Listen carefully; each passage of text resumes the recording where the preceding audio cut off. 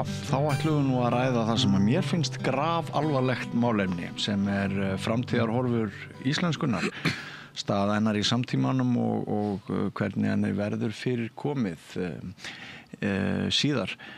Ég var með íslenskufræðing hér í spjalli í síðustu viku og hann sagði að hún myndi kannski lifa af þær breytingar sem að nú eru í gangi en hún yrði ekki eins í laginu eins og hann orðaði það í öllu falli. En sumir hafa spáð því nokkur skeið áður en þær hröðu hræringar sem við þekkjum nú síðustu ár urðu að við þurfum að spyrna við fótum með miklu öflugri hætti en verið hefur til þess að vernda þetta menningar-djástn okkar íslenskuna.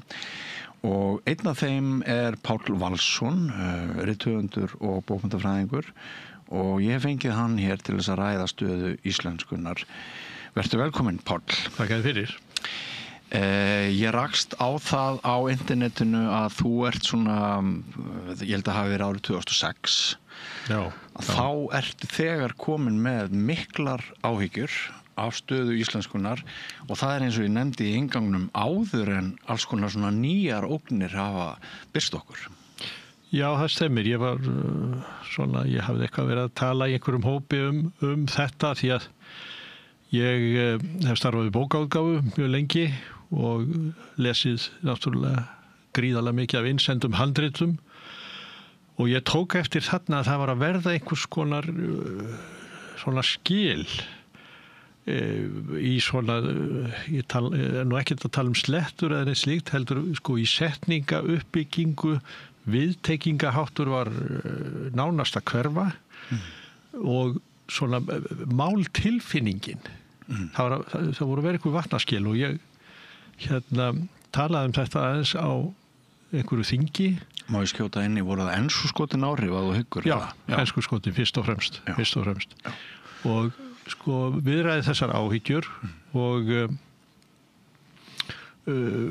svona, mér fannst ég nú ekkert sérlega frumlegur, ég held ég að við nota þetta vitna bara í rask og sagði ef ekkert verður gert og ekkert breytist þá mun tungan vera horfin eftir 100 ár. Og hvaða viðbrögð fékkstu? Já, menn voru nú svona töldu ég væri með bölmóð og svona, ég fekk frekar daufar undirtektir sem ég var svolítið hissa á vegna sem ég held að til dæmis háskólamenn og aðrir myndu svona taka þetta svolítið upp og segja að það þyrfti nú kannski að gefa í. Já. En það var nú ekki, sko. Það var nú ekki. Þau hef ekki litið á það sem þeirra mál? Nei, háskólinn svolítið fríríki og svona fæst náttúrulega fyrst og fremst við að skoða málið og fylgjast með og annað en margir þeirra teljast það ekki vera sitt hlutverk að segja fólki til. Við erum ekki lögregluþjónar tungumálsins, sagði einhver tímann. En ætti það ekki að vera hlutverk þeirra? Ég meina stofnanir sem byggja á opinberu fé á litlu viðkvæmu málsvæði eins og okkar, er það rétt við þó hjá þeim? Nei, mér finnst það svolítið langsótt, sko. Mér finnst að ég sagði einhvern tímann við einhvern að sko fólk hefur mikinn áhuga á íslenskri tungu sem betur fer, þjóðin. Já. Og þráir leiðbeiningu og það var verið vinsælir þættir íslensk mál í útvarpinu árum saman og svona fólk mjög móttækilegt fyrir leiðbeiningum og ég sagði við ákveðin háskólamann ef að þið segið ekki fólki til þá gerir það bara einhver annar sem síður til þess fallin og það ekki gott en ég saknaði svolítið stundum að háskólinn sé ekki dálítið öflugur í þessu, sko. Já. Sko, þarna interneti komið fram.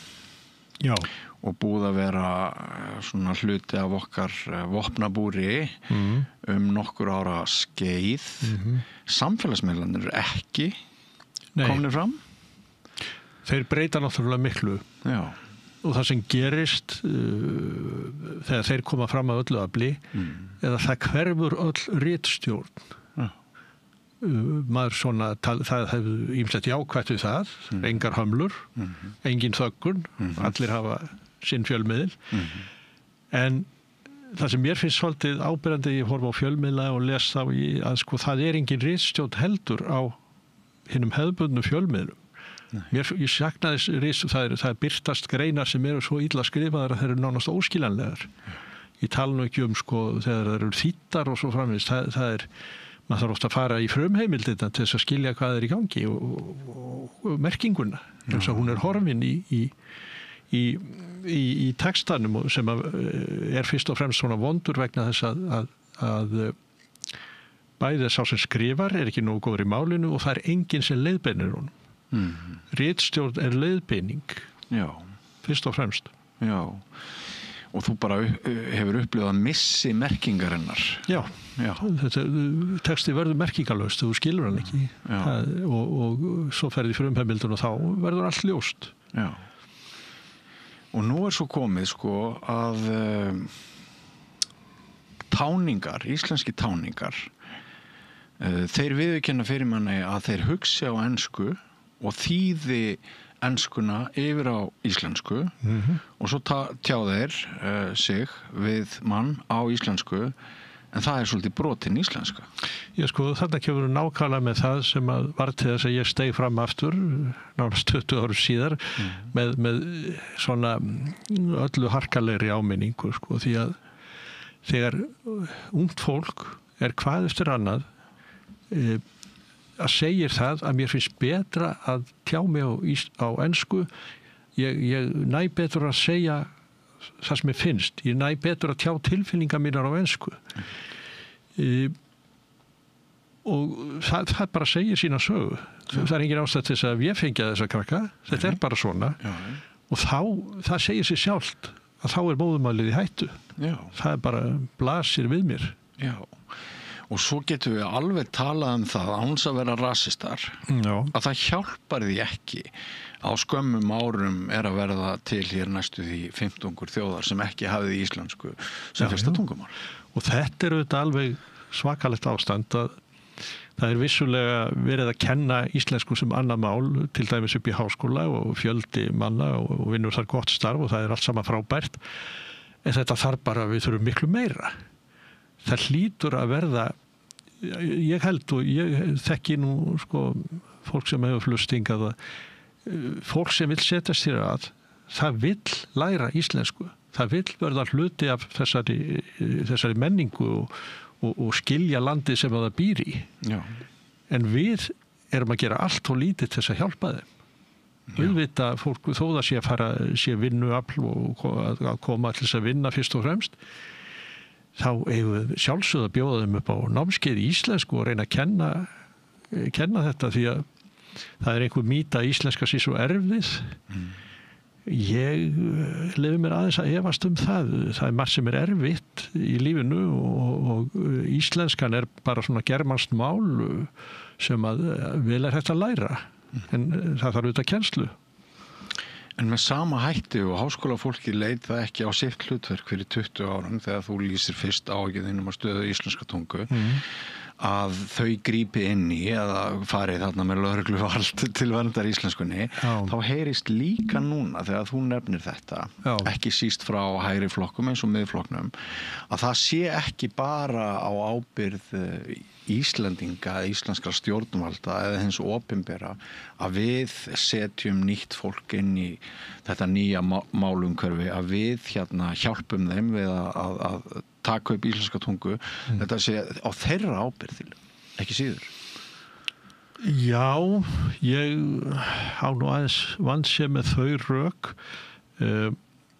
ég held sko, það er alltaf einhverja undantekningar en ég held að þorri þess fólk sem hingað flyst og vill búa hérna það sé jákvætt gagnvart landi og þjóð enda líkur það svolítið í hlutaris eðli þeir sem ekki vilja þá líta bara á þetta sem tímabundin stað maður getur skilið það að það sé kannski ekki mikil vilji til að leggja mikið á sig en það fólk er líka fer við fyrsta tækifæri og við þurfum ekki að eyða miklu púðri í það en hinir ég held að þetta sé bara ekki rétt það auðvitað má finna einhverja sem að gefa bara skít í þetta allt saman en það eru undantekningar held ég og síðan er það hitt að mér finnst líka að það eigi að vera hluti af því að bjóða fólk velkomið, að bjóða þeim upp á kennslu í tungu og menningu þeirra þjóðar sem að byggir þetta land. Já. Þau ætla að slást í hópinn, þá eigum við að bjóða þau velkomin með þessum hætti. Já. Og ég get ekki ímyndað mér annað en mikill meira hluti taki því vel. Mér langar að drepa á einu núna sem með rétt og rangt. Já. Eða eitthvað sé afstætt. Að sko það örugglega frekar stutt á milli mín og þín í aldri. Já. Og þegar maður lærði íslensku fyrst í grunnskóla og síðar í einhverjum öðrum menntastofnunum þá bara rétt og rangt. Já, já. Menn voru ansi uppteknir af þágufallssýkinni og svona.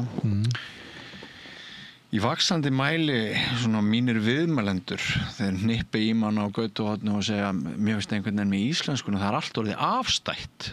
Já. Tengirðu við að þessi snúningur ef réttir að hann hafi orðið að þetta eitt af því sem að við hefðum átt að sinna vaktin okkar betur á? Jú, en það náttúrulega svo erfitt að vera alltaf með einhverja lögreglu aðgerðir og leiðrétta, það hvimleitt að vera sífellt að pekja í fólk út af þágufallssýki. En það sjálfsagt að gera það svona bara svona kurteislega og allt í lagi og sko hefðin hér fyrir þolfalli en ekki þágufalli og bara svona fólk gera svona benda fólki á það vegna þess að það munur á þolfalli og þágufalli. Þolfall felur í sig hreyfingu, þágufalli meira svona kyrrstaða sko. Þú ert í skólanum en þú ferð í skólan til dæmis og það bara svona fróðleiksmóli en í svona hinu stóra samhengi allur eltingaleikur við slík smáatrið vegna að þegar við erum að horfa á sko, hvort að málið haldi velli þá þetta svo fullkomin aukaatriði að mér finnst að maður get ekki verið að eyða miklu púðri í það sko. Nei. Við erum komin á allt annar stað. Já, ég kannski ekki bara tala þetta. Ég man til dæmis að þegar ég las íslensku til samræmdra prófa hefur sannlega verið 1980 þá voru fyrstu merki að einhverjir Íslendingar væru farnir að segja með minnra dæmið hafi verið það var barið mig. Já. Í staðinn fyrir ég var barinn. Já. Og ég man eftir sem sagt mjög svona ákveðnu viðhorfi til þess að önnur málsgreinin tæk, hinn ekki. Önnur röng, hinn ekki. Já. Mér finnst í seinni tíð að alltaf þegar einhver ætlar að tala þessa breytingar, þú ræðir handritið þín, hvernig við breytust hægt og rólega og mér finnst alltaf þegar einhver að nefna einhverja þróun í þessum efnum og breytingu, þá kom einhver málfræðingur og skrifi þetta allt í lagi. Já, ég skil hvað þú átt við sko og þetta svona þetta var talið að menn hafa látið reka á reiðanum og menn sem að töluðu sögðu að kannski þágufallssýki væri bara allt í lagi og kallaði reiðareksmenn. Helgi Hálfdanarson hafi komið með þetta og ég held að menn hafi bara þetta bara eins og í öðru þú að velja slagina. Þú tekur þá slagi sem þú heldur kannski þú getur unnið og skiptir máli en þetta sé þá einhver slagur sem að tekur því ekki að eyða miklu púðri í. En tekur einhver slaginn í dag? Nei, það voðalega lítið. Og á það ekki þátt í þessu? Jú, sko, það það sem ég svolítið að lýsa eftir að sko fjölmiðlar sem við getum gert kröfu til þeir verða að standa sig betur. Mér finnst ekki hægt að setja texta inn á hefðbundna fjölmiðla sem eru jafn slappir og þeir eru oft sko. Og bera þess merki að það eins og engin yfirlestur sé þarna. Það óboðlegt. Þannig verðum við að gera meiri kröfur. Já. Sko samanber það sem að þú hefur verið að nefna hérna, þá skildi maður ætla þegar við getum báðir speglað þann veruleika að táningar segi það að enskan sé þeim tamari. Já. Þeim finnst auðveldara að Já. tjá sig á ensku og svo þýðar þetta yfir á eitthvað trafl og tjá sig svo við mann á íslensku. Já. Skildi maður ekki ætla að margar litlar þjóðir hefðu bara efnt til stór átaks, þjóðar átaks Jú, á tímum sem þessum? Jú, og sko það sem ég hef líka reynt að benda á er að sko við erum sem smáþjóð, við eigum allt okkar undir tungumálinu. Við erum sjálfstæð þjóð út af tungumálinu. Það voru megin rök sjálfstæðisbaráttumanna. Það voru skírskotanir í tungumálið og okkar samfelldu sögu sem rituð á þessu máli og þessari tungu sem eitt sem var töluð á öllum Norðurlöndum. Já. Hún varðveittist hér vegna þess að hér var Íslendingar voru ritóðir sífellt að ég held að það ekkert marga þjóðir sem eiga sögu sína alveg frá upphafi landnáms ritaða á tungumál sem enn talað. Ritóðir? Já, þeir eru alltaf skrifandi og af einhverjum ástæðum og sko þetta einstakt og ef við töpum þessu niður sko þá það finnst mér þá erum við að tapa svo við erum ekki bara að tapa allir í tengingunni við sögu okkar og fortíð og menningu við erum líka að tapa sjálfum grundvelli þess að kallast sjálfstæð þjóð hver verðum við ef við tökum bara upp ensku eins og margir vilja við verðum bara eins og einhver verstöð vegna þess að mjög fljótt mun fenna yfir öll menningarsporin og hví skildum en þá alltaf vilja búa hér ef engin menning Er það vegna þess að inn í sérhverju tungumáli sé ákveðin heimspekileg hugsun? Eða? Já, og svona þráður. Já. Það samfellt frásögn lífið í þessu landi, alveg frá því alveg frá landnámi. Já. Við eigum þessa sögu alla skráða og við getum lesið hana og það sem meira að skona með góðum hætti hægt að lesa handrit sem voru skrifuð á 13. öld. Já. Það ég efast að nokkur önnur þjóð geti það. Nei. Ég held sýnilega og þetta líka vegna þess hvað tungumálið vel varðveitt og hefur breyst lítið þá hún svo gagnsæ merkingarlega gagnsæ sem gerir íslenskuna svo þægilega til þess að búa til ný orð.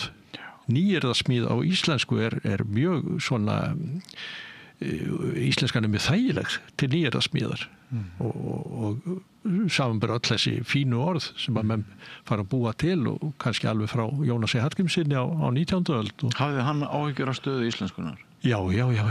Sko þetta ekki nýtt. Ef ég man þetta rétt þá voru 2 svona lærdómsskólar á Íslandi á 18. öld, annar í Skálholti og mér minnir það bara í svona kringum miðja 18. öld að þá hafi skólameistarinn í Skálholti lagt til að Íslendingar tækja upp dönsku vegna þess að danskan var þá tungumál valdsins. Já. Og það var erfitt að eiga við valdhafa sem skildu ekki tungumálið. Og hvað erum við að vesenast með þessa íslensku? Við skulum bara taka upp dönsku.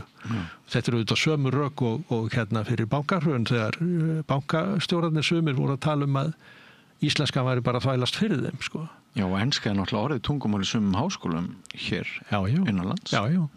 En þeir vildu þetta, ef ég man rétt að því að þá átti náttúrulega Ísland að verða svona einhver alþjóðamiðstöð í fjármálum. Alveg rétt.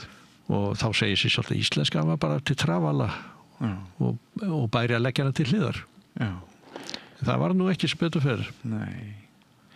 En þú sem sagt bara deilir þá með mér þeirri hugsun að þetta er menningar gersemi. Já. Ég held að við sem og þeirra skoðunar, við sem erum fædd á þessari eyju, að við höfum 2 skyldur umfram aðrar, okkur falin það þessi 2 verðmæti íslensk tunga og náttúran og okkur ber að gæta þessara 2 gersema Og það nú gaman, sko, maður sér að það hefur orðið vitundavakning í sambandi við náttúruna, meðal annars þökk sé útlendingum sem hinga komu og bent okkur á hvað þetta veri merkilegt. Mjög góða punktur.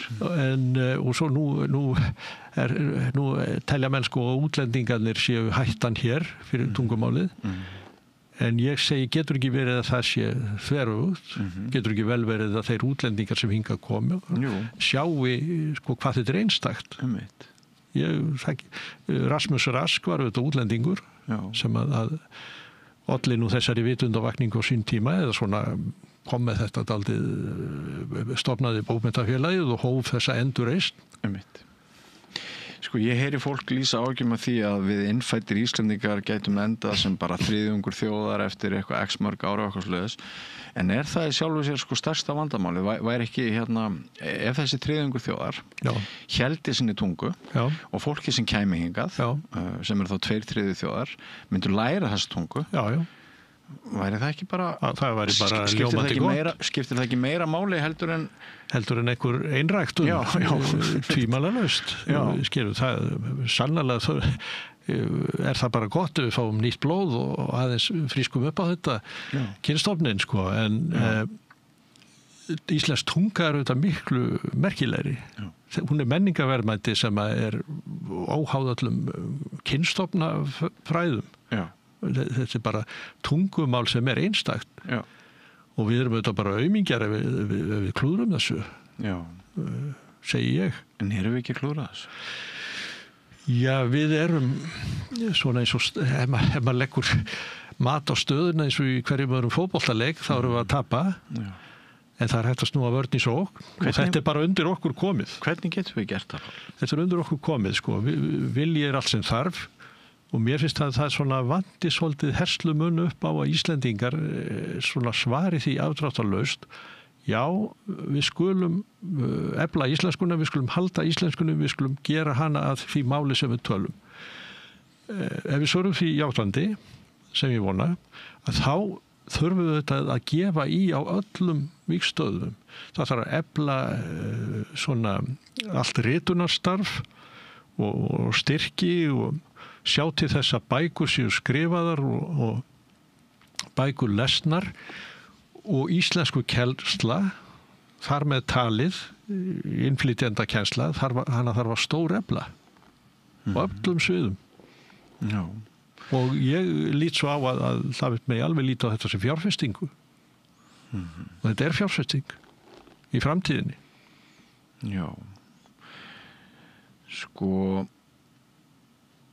ef þetta væri sjávarútvegsauðlindin okkar þá væri sennilega hægt að fá einmitt miklar fjárhæðir, mikla styrki, mikla peninga en það hefur kannski gömul og ný saga að það er erfiðar að fá styrki og skilning til svona bara sem að taki mun á hugvísindadeildum og félagsvísindadeildum og svo oftur raungrendadeildum svona það er smá stöðumunur þarna. En ég held nú að þarna við aðeins breyst, við erum alltaf svo ung þjóð, þjóðir sem að hafa átt siðmenningu í mörg hundruð ár, þær gera miklu meira fyrir sína menningu vegna þess að þar hafa menn bara reynsluna og ég held að svona smám saman munu okkur miða áfram, við sjáum verðmætin í þessu og ég held að ég einhvern veginn vil trúa því að þetta eigi að þarna eigi allir að geta lagst á árar sko.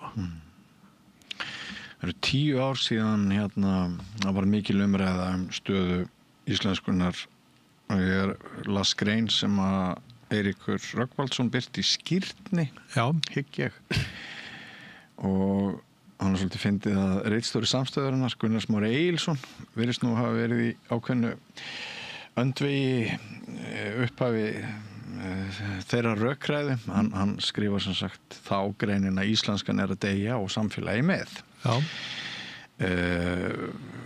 Hann segir þegar maður pælir í því er augljóst að íslenskan mun deyja út á næstu 50 til 70 árum allavega sem fullburða tungumál í fjölþættum skiptum. Já, hann kveður sterkar orð en ég. Já, hann gerði það nefnilega.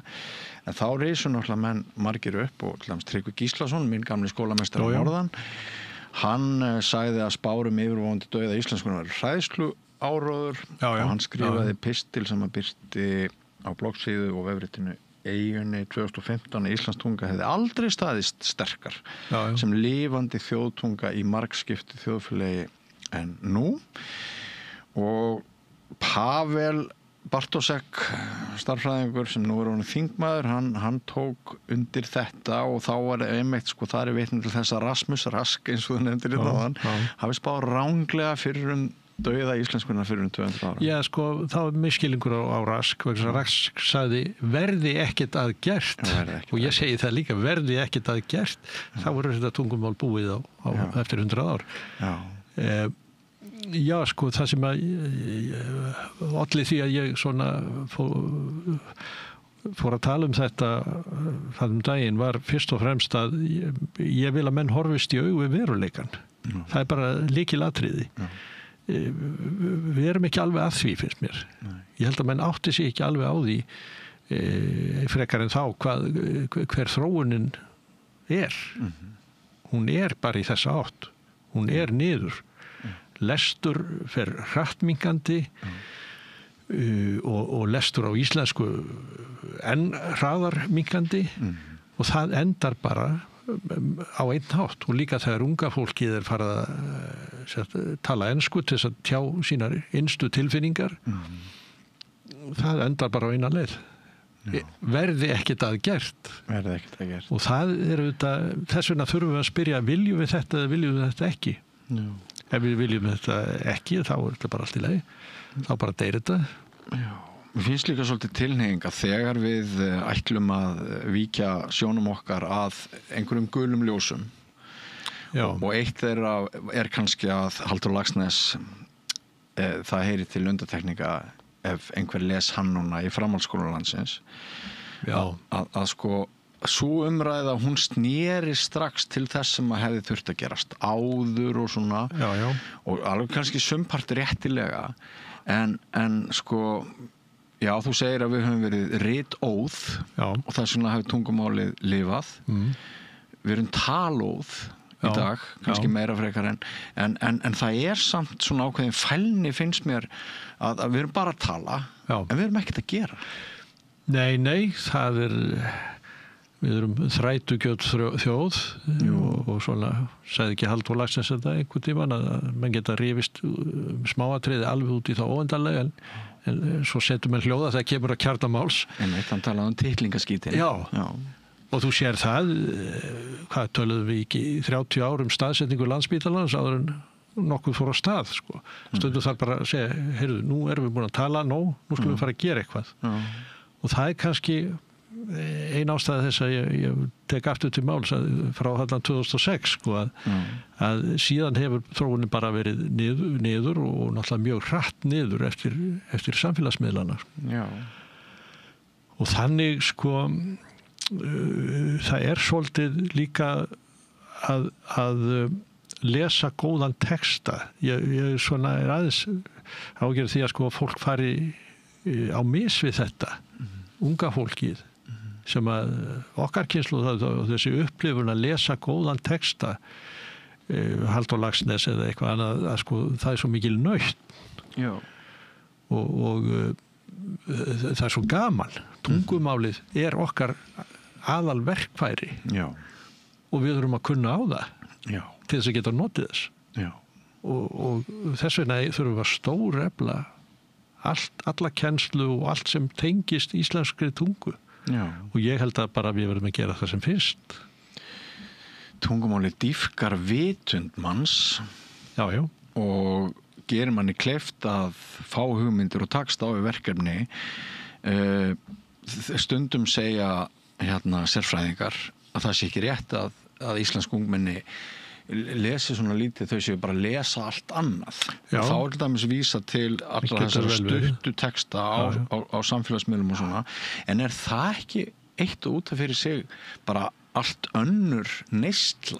Það er allt önnur neysla og eins og vorum að segja þá er þessi íslenska á svona samfélagsmiðlum og fjölmiðlum, hún er alls konar, hún er mjög víða ekki góð. Nei. Og það auðvitað ekki góð, sko. Þannig að jú, það alveg rétt. Þetta er áhyggju efni.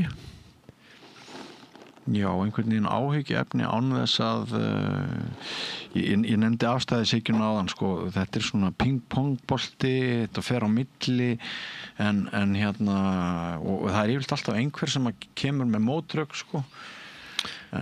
Já, ég sé ekki mótrökin í þessu nema við segjum bara þetta má allt fara til fjandans, sko. Já.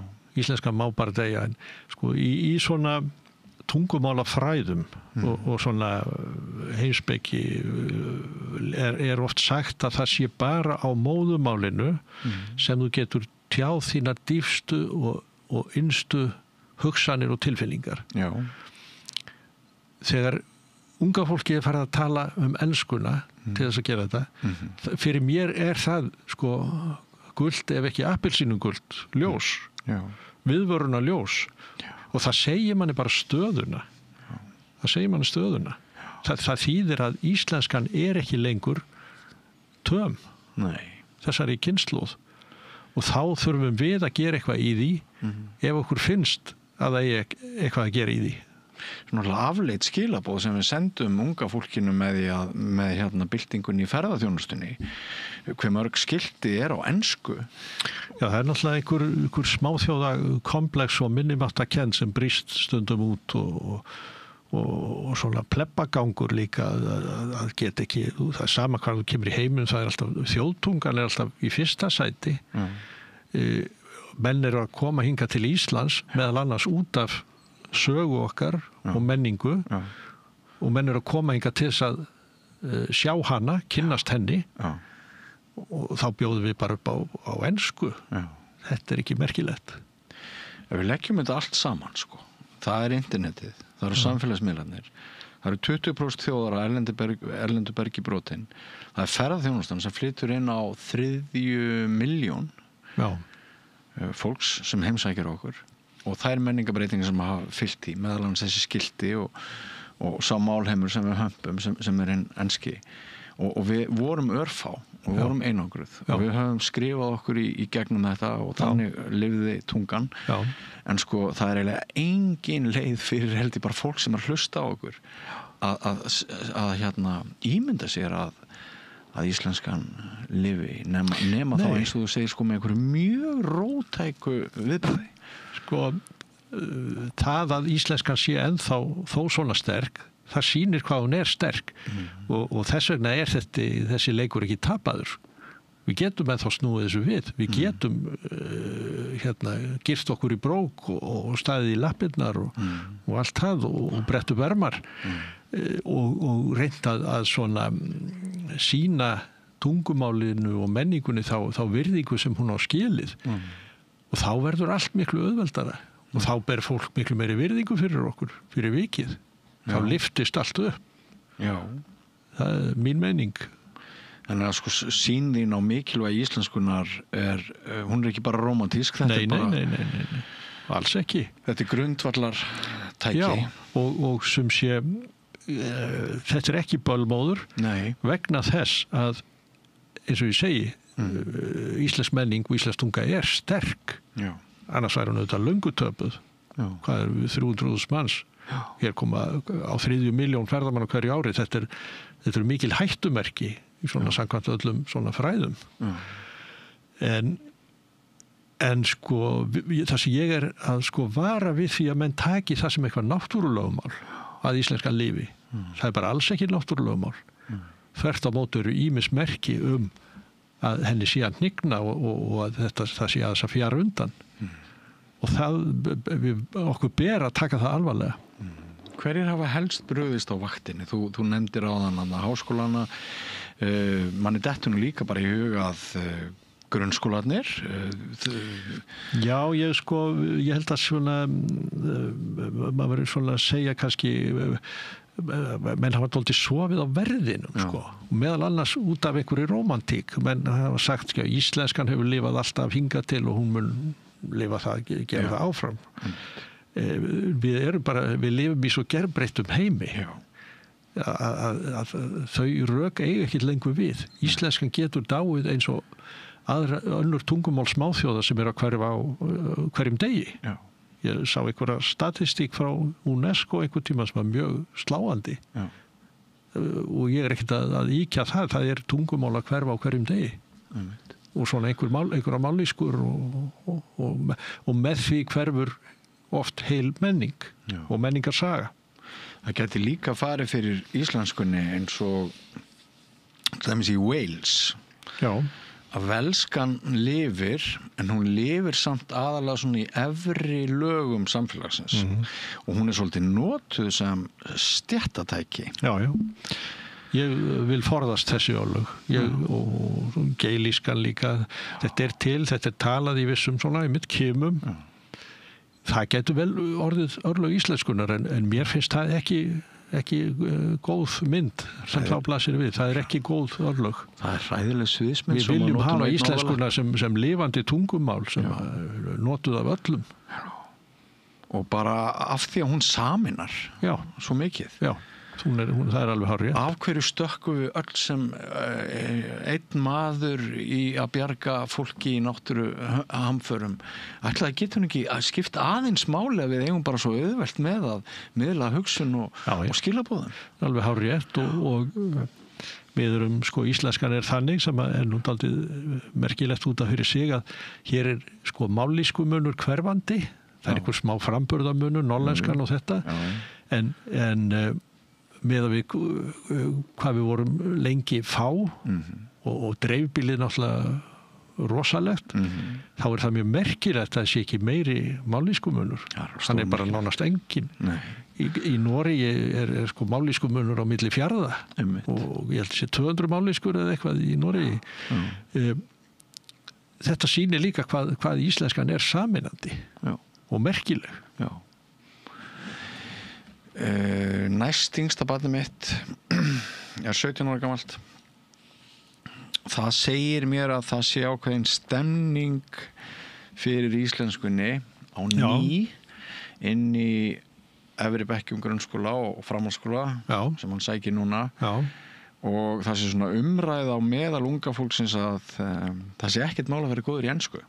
Nei. Sem auðvitað miskilningur. Já. En það sé miklu erfiðar að verða góður í íslensku.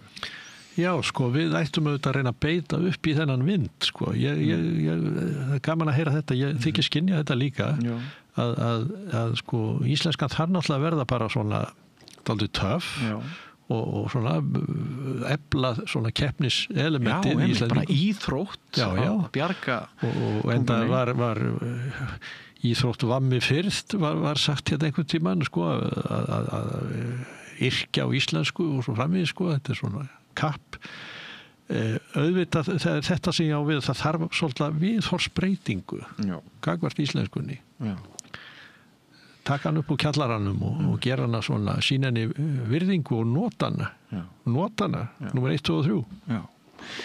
Svona rétt í lokin þú skrifaðir frábæra ævisögu Jónas Hallgrímsson sem ég las ein jólin mér til mikillar ánægju. Takk fyrir það.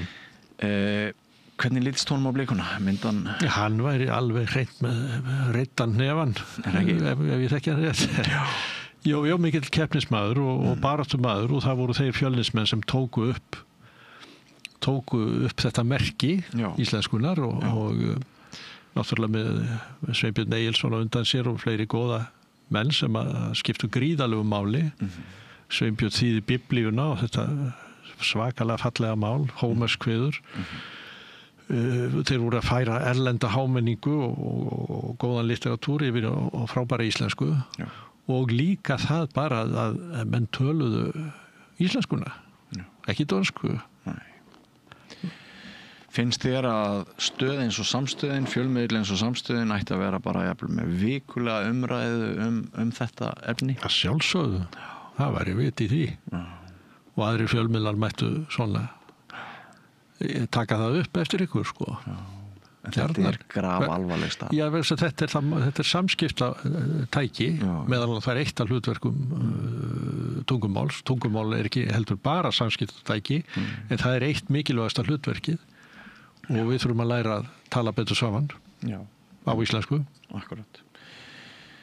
Ég er að velta þessu fyrir mér að setja þetta bara á dagskrá eins og hverja aðra hamfara ógn, bara eitthvað steðjar að eins og hamfara ógn. En hún er sköpuð öðrum þræði af mönnum sem að gefur okkur þá vona það sé hægt að snúa við blaðinu. Já, einmitt. Auðveldur að eiga við þetta en jarðskjálfta eldgos. Heyrðu, það búið að vera mjög skemmtilegt og áhugavert að spjalla við þig, Páll Valsson. Sömuleiðis. Kæra þakki fyrir komuna. Takk, sömuleiðis. Ekki fara langt, kæru hlustendur og áhorfendur, við höldum áfram hér eftir andartak með nýjan kafla. Hvar skrái ég mig í áskrift? Samstöðin.is